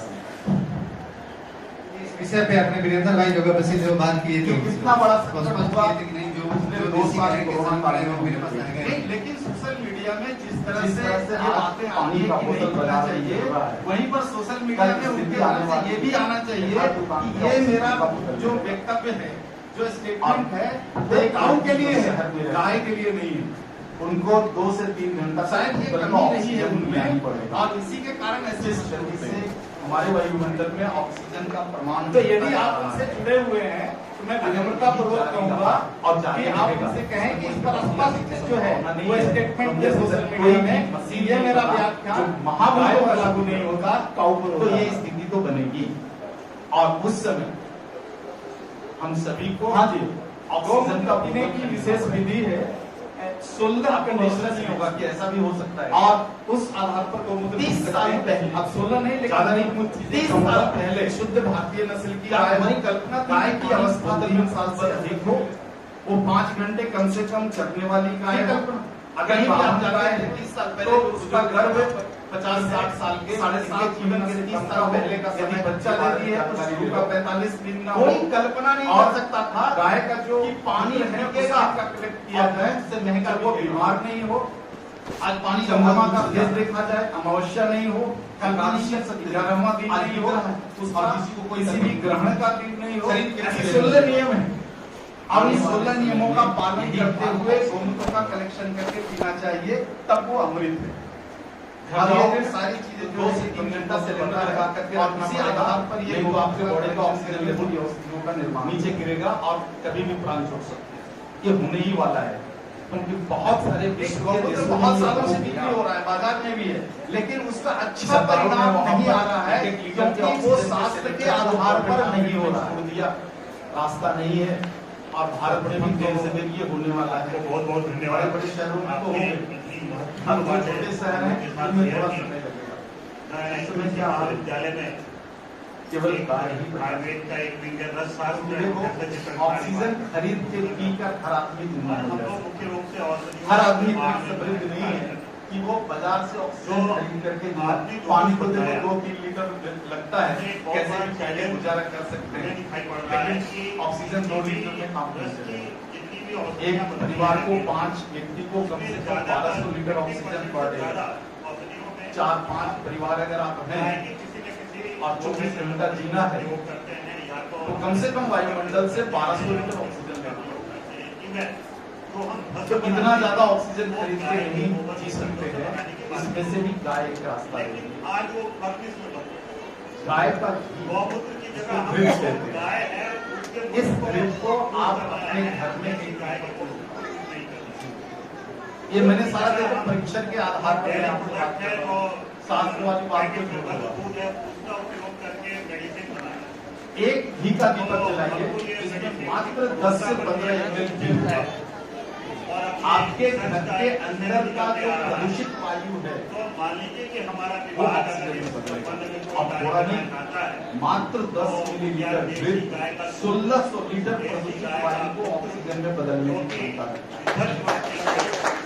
यानी मात्र 1 चम्मच गाय का घृत आपको 24 घंटा शुद्ध ऑक्सीजन की सप्लाई तो करेगा। हमें जो है देशी गाय का इसलिए दूध और घी गोबर खाने है, को मिले ना मिले उससे जो तो दवा नहीं। बन रही है जो हम भस्म बना रहे घी हैं जलाने के लिए जरूरत आपको मिले पॉइजनस पदार्थों ये का नहीं। शोधन कर रहे हैं और प्रतिदिन यहाँ सारे शहर के लोगों को मैं कहता हूँ कि आपको ऑक्सीजन डिफिशियंसी से बचना है तो अपने घर माइक्रो में लेवल पर क्या डिफरेंस है अपने लिए, भगवान के लिए क्या नहीं, डिफरेंस आ रहा है अपने उसके लिए लिए क्या उसकी उपलब्धता गाय के घी का दीपक जलाएं।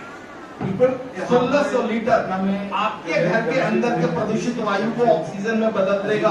आपकी जरूरत केवल पटना के ही निवासी हैं और भी बहुत काफी अपने लगाओ और इन सभी को कहूंगा आपसे कि हम जो श्वास लेते हैं 24 घंटा में कितना ऑक्सीजन शुद्ध रूप में चाहिए, यहाँ तक कि आपको किस प्रजाति का चाहिए। भारत में 100 प्रजाति वाले जिलों में इस और हर गाय की प्रजाति का गोमूत्र गोबर ये सब का केमिकल एनालिसिस करेंगे तो भिन्नता है। जैसे परंपरा आयुर्वेदिक डॉक्टर है इसलिए मैं थोड़ी गहराई में जाऊंगा। सबसे ज्यादा आज भगवान ने भी कहे गिर भगवान की मूर्ति के आगे दीपक जलाए भगवान जीने वाले नहीं, वो कफ पकड़ाने वाले ना। तो जहाँ पर कफ संबंधित रोग हो, आप हिंदू हो, मुसलमान हो, क्रिश्चियन हो, कोई भी रहो, श्वास की आवश्यकता गिर गाय का दूध का एप्लीकेशन और बिना श्वास के कोई जिंदा नहीं रहता। उसी प्रकार से यहाँ इसलिए कल आपको शुद्ध वायु के लिए आपको गाय का घी चाहिए, फैक्ट्री में नहीं बन सकता, गाय के दूध। इसका जो दूध है वो वातनाशक, इसलिए भी गाय की एक प्रजाति है हरियाणा में, गाय के गोबर के भाग में बहुत हरियाणवी गाय है, ये वातनाशक है। इसके दूध में वात को शमन करने की बहुत ज्यादा प्रभाव है। इसी तरह से गुजरात की एक ब्रीड है कांकरे चूनापन, उसमें भी यही गुण है। तो उस चूनापन के लिए अलग अलग प्रजातियों के द्रव्यों की उपलब्धता भी हमारा नेटवर्क आपको इस रिसर्च के काम के लिए करा सकते हैं। हमारे नेटवर्क में लगभग कोरोना काल के पहले 200-250 तो आप डिमांड करेंगे आपको किस प्रजाति का कौन सा गव्य चाहिए, ये उपलब्ध हो सकता है। एक शहर एक दिन, उससे ज्यादा में नहीं रुकता जी। यानी प्रतिदिन मेरे शरीर का पानी बदलता, प्रतिदिन मेरे शरीर का भोजन बदलता, फिर भी कभी बीमार नहीं हुआ। कारण ये गाय, कभी भी मैंने बोतल का पानी नहीं पिया, कभी भी बोतल का पानी नहीं पिया, ग्राउंड वाटर पिया और उसमें गाय का राख डाल के खाया। आज भी देखो मेरे पास बोतल है, बोतल के पानी में राख है, व्यवहार का पानी नहीं पीता। तो एक एक्सपेरिमेंट, एक अंतिम एक्सपेरिमेंट है, आपको बताता हूँ, एक करके गंगा के किनारे बिल्कुल आसान। तो गंगा आप में से बहुत सारे लोग बोतल का पानी पीते होंगे, इसमें पाई जाने वाली गाय है गंगा तिरी, सप्लाई का, जो आपको बनारस के आसपास में मिल सकता है। तो आप चाहें तो अपने यहाँ गंगा तिरी के गव्यों का जब भी प्यास लगे, दूसरा बाजार के बोतल का पानी आप जाते हैं, चौहत्तर कंपनी का नाम मुझे बता सकता हूँ, वहाँ की प्रजाति है बगही से लेकर जो ज्यादातर आपको झारखंड के गेहूं से लेकर जितनी कंपनियां हैं, किसी भी कंपनी का जो दावा करता है कि मेरा पानी सबसे अच्छा, यहाँ लाभकारी, इसका पानी पियो जब प्यास लगे तो। घड़ी से समय नोट कर, इतना बजे मिले इतना पानी हो जाए, दोबारा जब प्यास लगे समय नोट कर लो। तीसरी बार प्यास लगे समय नोट कर लो, चौथी बार प्यास लगे समय नोट कर लो। 24 घंटा में देखोगे 5 से 6 लीटर पानी पीने के बाद भी शरीर तृप्त नहीं होता। एक दूसरा एक्सपेरिमेंट करना, आप अपने पटना के ग्राउंड वाटर का पानी पीना जब प्यास लगे तो, और 24 घंटा में कितना पानी पिया है नोट कर लेना। 2 लीटर से ज्यादा आपका शरीर मांगेगा नहीं। क्यों नहीं मांगेगा? क्योंकि हमारे शरीर के अंदर जो गुर्दा है जिसको किडनी कहते हैं, इस किडनी की ताकत केवल 1.5 लीटर पानी छानने की है। यदि आपके पानी में बराबर मात्रा में मिनरल्स है जो शरीर की जरूरत है, कभी भी शरीर ज्यादा पानी नहीं मांगेगा। बोतल का पानी पियो 0 मिनरल्स, हर 15 मिनट पर प्यास लगती है, बाजू में बोतल रखना पड़ेगा। लेकिन ग्राउंड वाटर पियोगे आप, एक बार जब प्यास लगेगी पानी पी लोगे, 3 घंटा तक शरीर पानी नहीं मांगेगा। और यदि आपने गाय के गोमे का भस्म का पानी पी लिया, 5 घंटा पानी नहीं मांगेगा, क्योंकि उसके भस्म में 22 तरह के मिनरल्स हैं।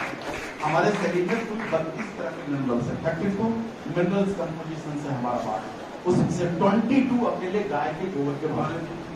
तो आपने पानी पी लिया, शरीर को पूरा मिनरल्स मिल गया। अब शरीर में जब तक मिनरल डिफिशिएंसी नहीं होगी तब तक प्यास नहीं लगेगा। 24 घंटे में कैलकुलेट करके देख लेना, आप 1.5 से 2 लीटर से ज्यादा पानी पी नहीं पाओगे। और इतना ही गुर्दे की ताकत है छानने की। जिंदगी में कभी गुर्दा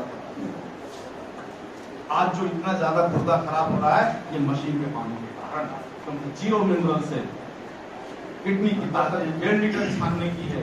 दूसरी और जरूरतें अधिक से अधिक शरीर में 1 लीटर की हो सकती है, 1.5 लीटर की हो सकती है। यानी कुल मिला के शरीर को 3-3.5 लीटर से ज्यादा पानी की जरूरत नहीं है।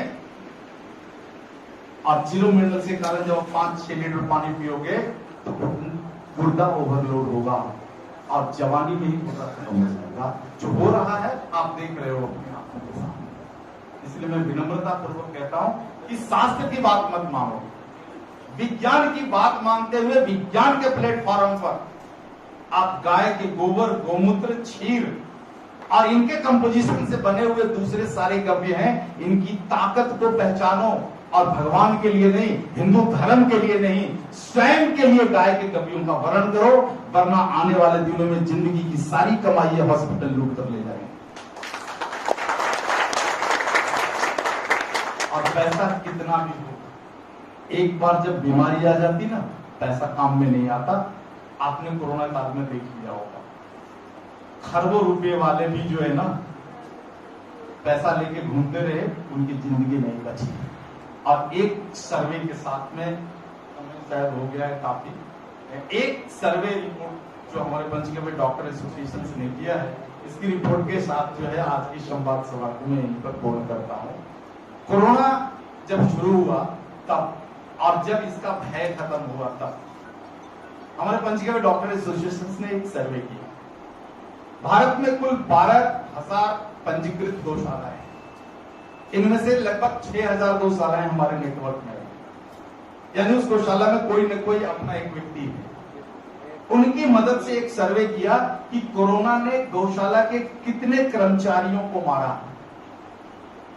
आंकड़ा सुन के आप दंग रह जाएंगे, एक भी व्यक्ति कोरोना से नहीं मरा।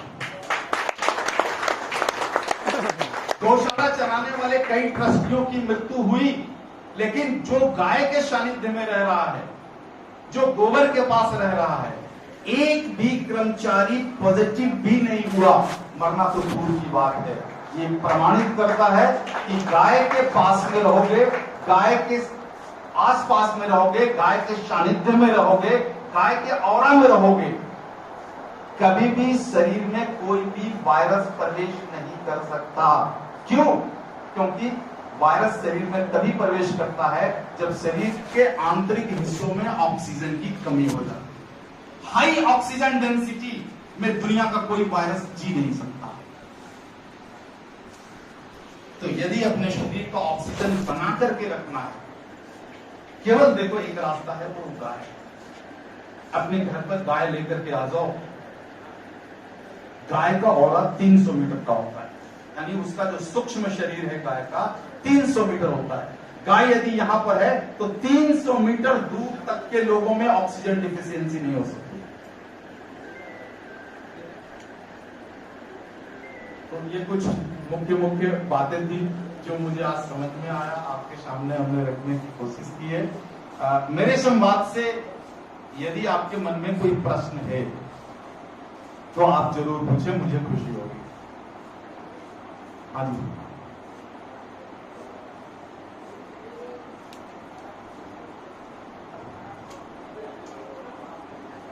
गाय के पास देखिए, गाय के गव्य बेचने के दुकान हो सकते हैं, लेकिन गाय तो मुफ्त में देती है। आप किसी भी ऐसी गौशाला में चल जाएं, आपके पटना में गौशालाएं होगी जहां पर कुछ भारतीय नस्ल की गायें होगी, वहां आपको मिल जाएगा। और मैं तो कहता हूं अगर ना मिले तो एक भारतीय नस्ल की गाय को लेकर आ जाइए अपने घर में। बहुत सरल जीव है। आप छत नहीं दोगे ना, रह लेगी। बारिश में भी रह लेगी आपके घर पे।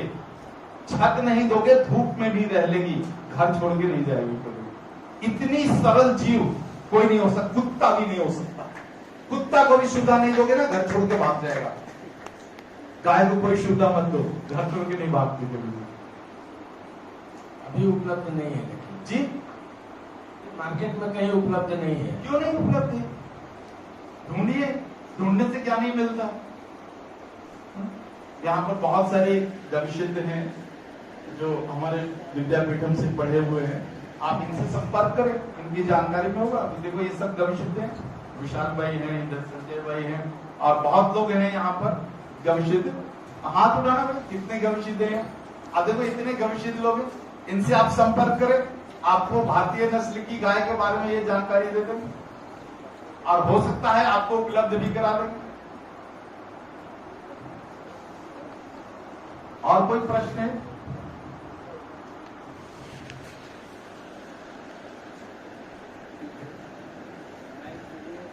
मैं बहुत बहुत आभारी हूँ आपका कि आप हम लोग के बीच आया, बहुत इंफॉर्मेटिव जो है ये, और खास करके भारतीय परंपरा इसके साथ आगे जुड़ा हुआ है। आपने जितनी बातें कही वो आयुर्वेद के सम्मत है, और आपने 9 तत्व की बात कही वो आयुर्वेद से मानता है। खाली नापना मन कालो की सत्य करो शक्कर विश्लेषण अपने अपने ढंग से हो सकता है।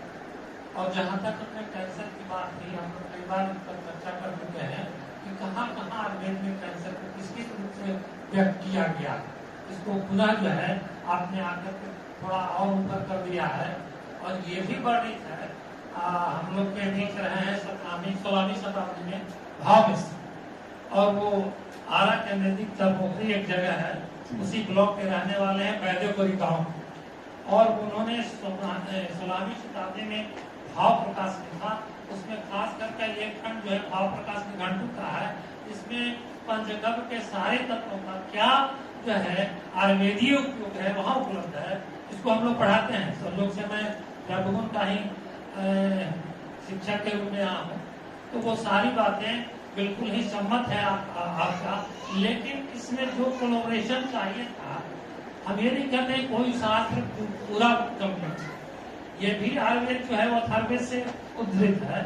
और अथर्ववेद का कई बार आपने उदाहरण दिया, तो सुपर्णो जाते कहते कि भी अथर्ववेद में आया है जो है एनर्जी का सोर्स जो है सूर्य से है, और वो पहले पेड़ पौधों में जाता है, और उसके द्वारा जो हम लोग ग्रहण करते हैं या उन पत्तों को जो गाय खाते हैं। यहाँ तक वर्णन है कि कुछ गायों को अगर अर्जुन के वृक्ष का पत्र खिलाया गया तो उनके दूधों में एक विशेष प्रकार के परिवर्तन है, ये भी वर्णन है।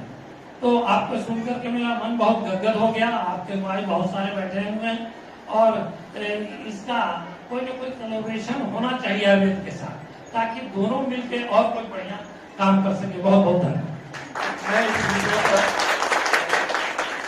कहना चाहूंगा, कोलैबोरेशन की कोई जरूरत नहीं है, क्योंकि पंचगव्य आयुर्वेद का एक छोटा सा हिस्सा है। पंचगव्य कुछ नहीं है, आयुर्वेद का एक घड़ा पानी है। आयुर्वेद की जो विशालता है उसमें से हमने एक घड़ा पानी लिया है, एक नया नाम दे दिया है, इसलिए कोलैबोरेशन की जरूरत ही नहीं है। पंचगव्य आयुर्वेद में कोई अंतर नहीं।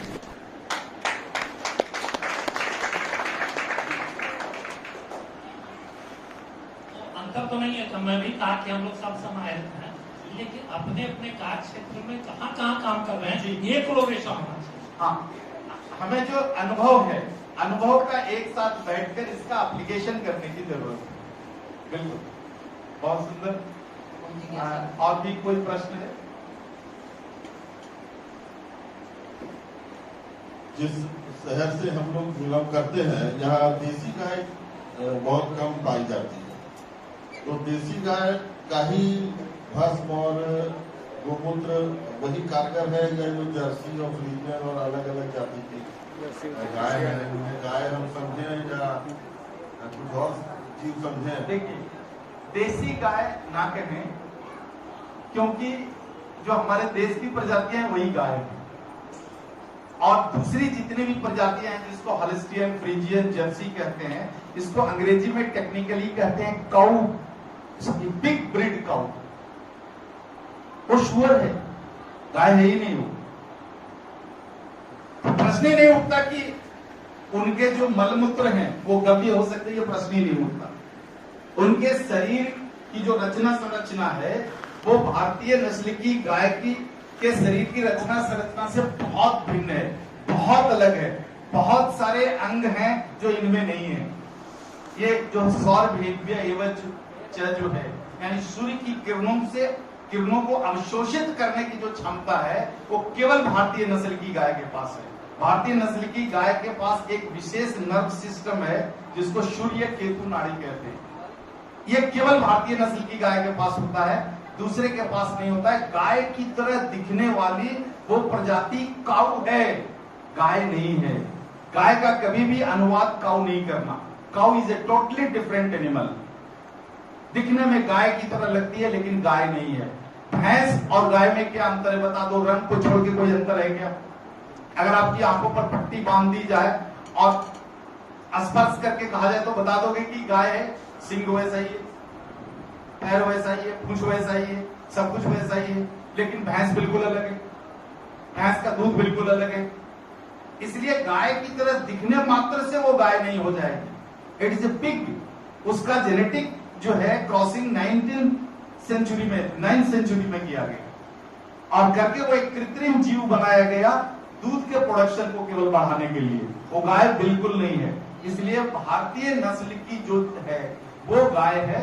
और पूरे भारत में देखो 350-360 प्रजातियां थी 15th सेंचुरी तक। घटते घटते अभी मात्र 100 प्रजातियां बची हुई है भारत में। इसमें से बिहार की प्रजातियां लगभग सब लुप्त हो गई। इसलिए आप कह रहे हो कि यहाँ कहाँ मिलेगी। बिहार में लगभग 8 प्रजातियां थी, 8 से 10 प्रजातियां थी 17वीं 18वीं शताब्दी तक। लेकिन वर्तमान में गाय की किसी भी प्रजाति का नाम पूछो तो शायद कोई नहीं बता सकता।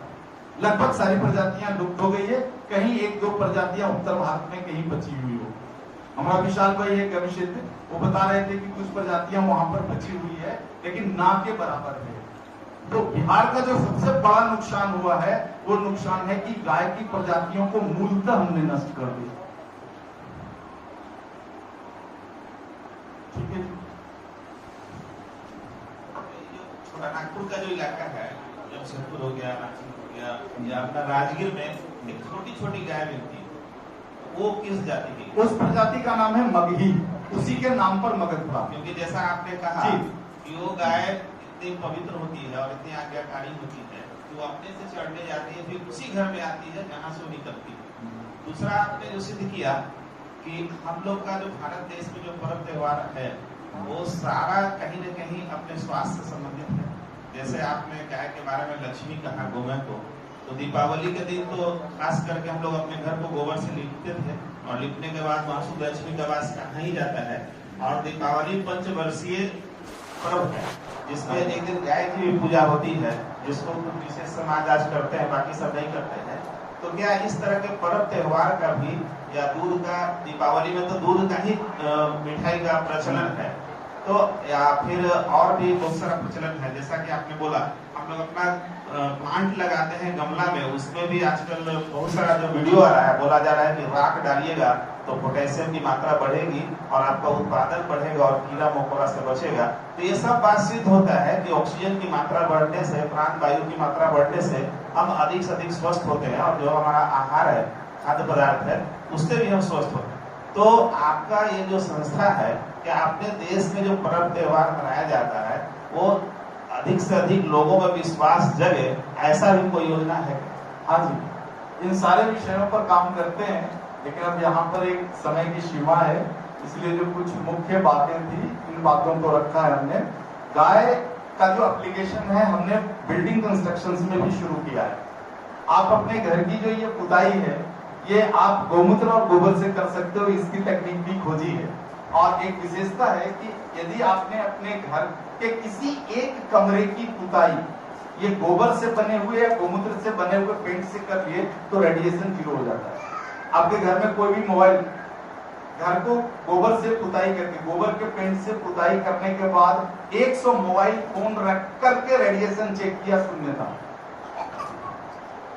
तो कहीं ना कहीं हमें रेडिएशन से बचना है तो आपको ये गोबर गोमूत्र के शरण में जाना पड़ेगा। और ऑक्सीजन बहुत ज्यादा है, इसीलिए हम अपने पर्व त्योहार में या अपने दरवाजे पर और कहीं भी गाय का लेपन करते थे कि पूजा पाठ करना है तो गाय से लेपन करो, यानी उस जमीन का शुद्धिकरण करो।